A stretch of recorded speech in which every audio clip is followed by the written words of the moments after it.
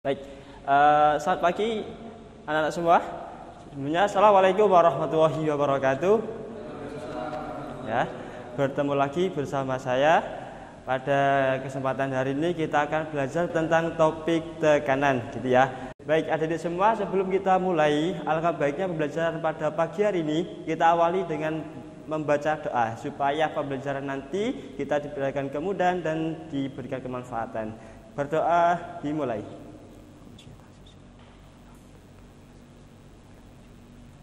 Berdoa selesai.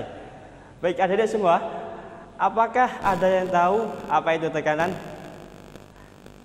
Ada yang tahu kira-kira? Stres. Waduh, gimana ini? Ya, jadi pada pembelajaran kita hari ini kita akan mempelajari tentang konsep tekanan beserta penerapannya, gitu ya. Jadi tekanan merupakan suatu gaya yang bekerja pada luasan bidang secara umum, gitu ya. Nah, sementara tekanan dibagi menjadi berapa? Ada yang tahu? Belum baca. Nah, oke, jadi tekanan terbagi menjadi 3 bagian atau 3 topik. Yang pertama ada apa? Tekanan pada zat padat, ya. Kemudian yang kedua tekanan pada zat cair atau kita sebut dengan hidrostatis. Kemudian yang ketiga tekanan pada apa? Ayo, yaitu tekanan pada gas atau udara. Betul. Oke. Ya, sekarang kita lanjut. Mana yang kedua? Oh ya. Nah, sekarang kita masuk pada tekanan pada zat padat. Di sini ada yang pernah bermain paku? Ada yang pernah main palu? Nah, kira-kira apa yang terjadi ketika paku dan palu ditekan ke dinding atau sejenisnya? Tahu pernah? Pernah. Kira-kira apa yang terjadi? Menancap. Kenapa bisa menancap? Nggak tahu. Ya, jadi konsep tekanan pada zat padat, ya, seperti tadi yang saya sampaikan, merupakan gaya bekerja pada luasan bidang tertentu. Nah, semakin kecil bidang maka atau luasan tersebut maka semakin besar tekanannya. Di sini saya punya sesuatu. Sebentar. Nah, jadi adik-adik juga bisa mencoba juga nih. Nah, ini apa ini? Ini paku. Ini apa? Anggap saja ini adalah balok atau kubus, ya. Coba ujung paku ini kita arahkan ke kubus ini. Kemudian kita tekan. Kira-kira apa yang terjadi? Menancap. Kenapa bisa menancap?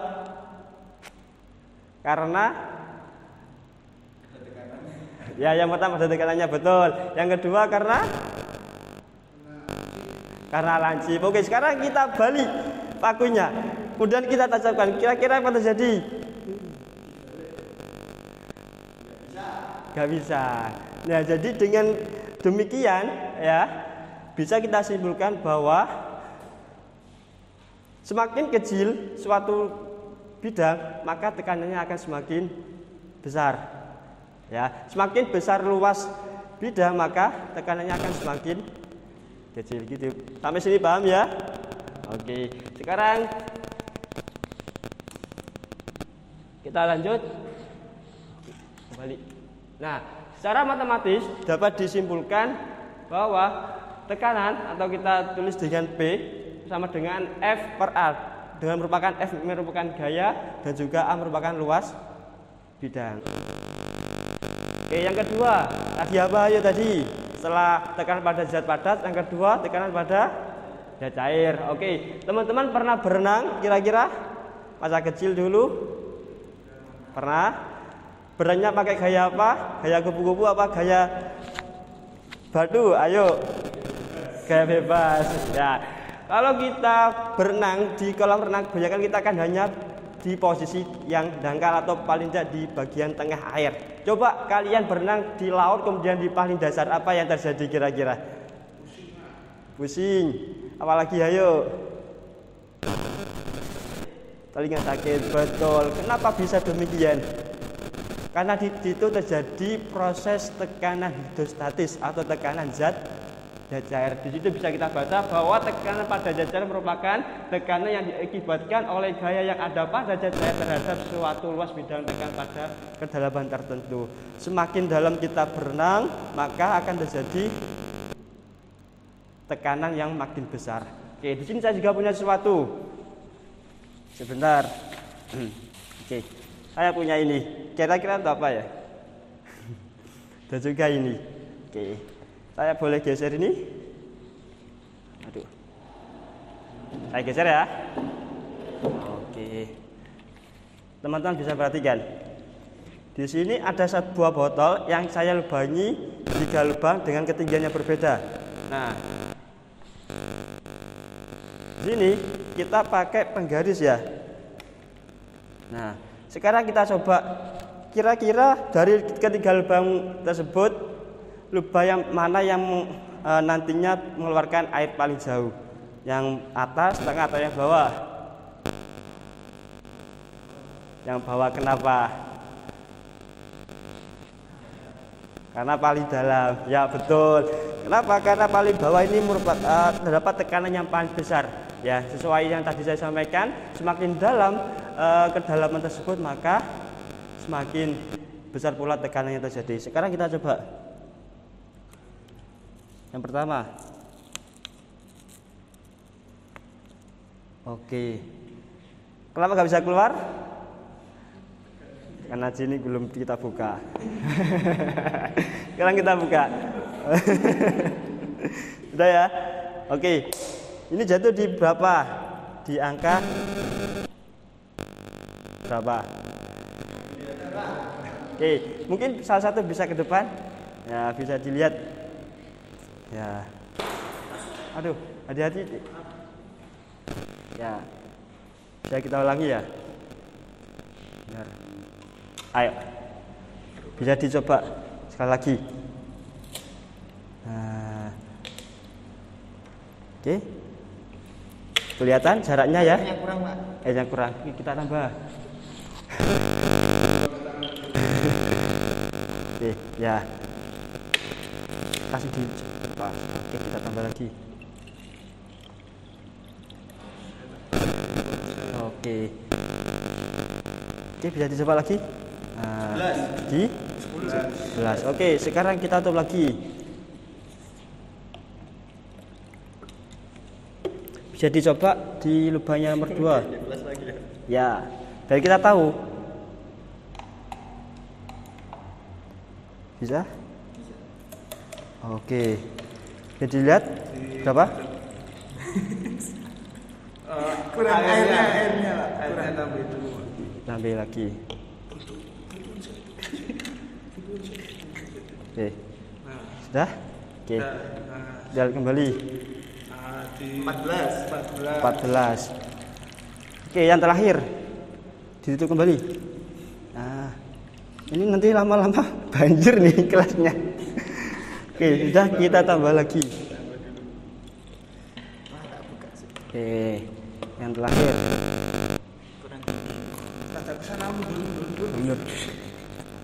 Oke. Oke, sudah. Bisa dilepas. 15. 16 ya. Sudah? Sudah, sekarang kita tutup lagi. Ya, taruh di sini. Oke, dari percobaan tadi kira-kira apa yang dapat adik-adik semua simpulkan? Ya. Semakin dalam semakin jauh. Betul apa lagi? Ya. Makin besar. Oke, betul. Beri aplaus untuk kita semua. Oke, jadi memang benar ya. Dari lubang tadi, ketika kita kan buka satu persatu. Ketika kita coba buka bersamaan, maka kita akan melihat secara lebih jelas mana lubang yang keluarnya makin jauh dan yang dekat. Kita akan ketahuan. Yang paling bawah akan keluar paling jauh karena yang paling bawah mendapat tekanan yang paling besar daripada di atasnya, seperti itu. Kemudian penerapan tekanan pada zat cair kira-kira ada apalagi selain berenang? Apa? Ada yang tahu? Mungkin Mas Rikul bisa Sebutkan.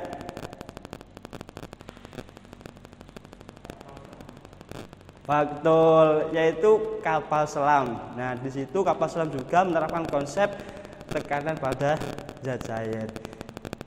Gitu ya. Paham sampai sini, paham ya? Paham. Oke. Sekarang kita lanjut yang ketiga. Apa yang ketiga tadi? Tekanan pada gas atau udara. Nah, sebenarnya tekanan gas atau udara ini konsepnya sama dengan tekanan pada zat padat, ya, yaitu gaya yang bekerja pada suatu luasan bidang tertentu. Sementara atau namun di sini ada pertanyaan. Dalam zat padat ini kan ada gaya yang bekerja atau ada tarikan, ada dorong atau sebagainya. Nah, pada gas ini siapa yang menggerakkan kira-kira? Ayo, ada yang tahu? Kalau pada zat kan, kalau zat padat kan ada yang memberikan gaya seperti dorongan, atau tarikan dan sebagainya. Nah, sementara dalam gas kira-kira siapa yang menggerakkan atau yang memberikan gaya?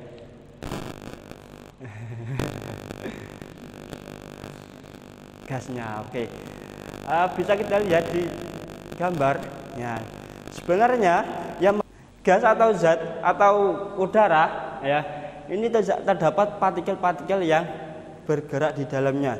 Ya, seperti gambar yang paling kiri atau yang paling utara, ya, yang kiri. Itu merupakan terdapat partikel yang menyebar merata.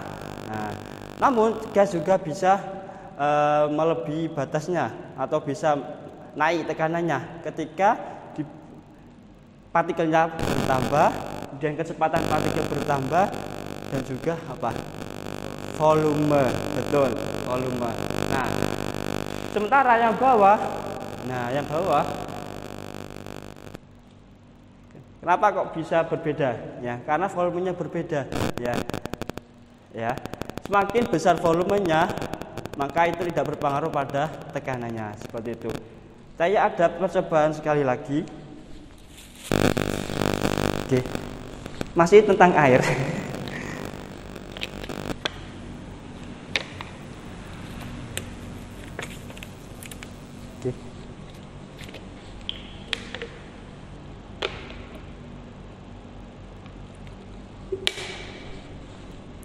Tadi yang kuning mana ya? Oke. Di sini saya beri lubang pada tutupnya ya. Kemudian saya tutup. Kemudian saya balik. Kira-kira apa terjadi? Air apa akan tumpah apa enggak? Kira-kira apa yang terjadi? Kita coba ya. Nah, kenapa bisa demikian? Ada yang bisa menjelaskan? Sekarang, benar. Kita coba pakai atau kita masukkan.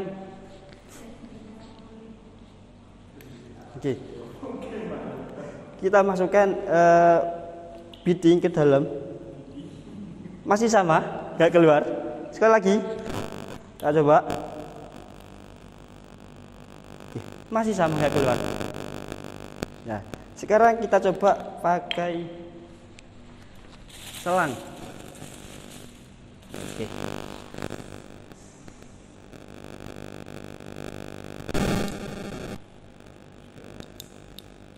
Ya, selang atau sedotan ya.